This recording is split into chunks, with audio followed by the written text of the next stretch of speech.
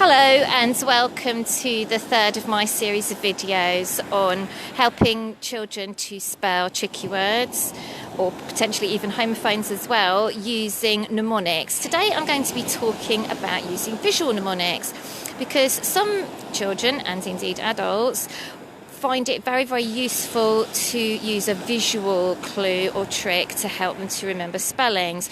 So I'm currently showing you one that I'm sure a lot of you use already in school, particularly when you're teaching children the difference between spelling C, where you can see something, as opposed to the sea that you can swim in.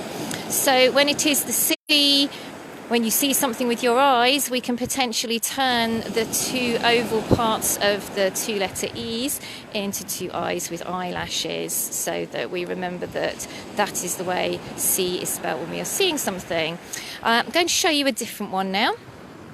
So this is one that we might be able to use when we're teaching the children homophones for buy.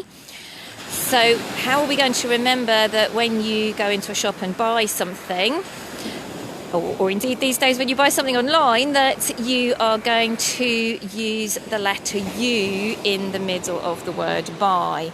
So what we could teach children to do is to turn the letter U into a basket, which we can use when we are buying things. So we put a handle on the top and we can put all the stuff that we're buying into the basket. So that is another visual mnemonic which you might find useful when you're teaching homophones or tricky words.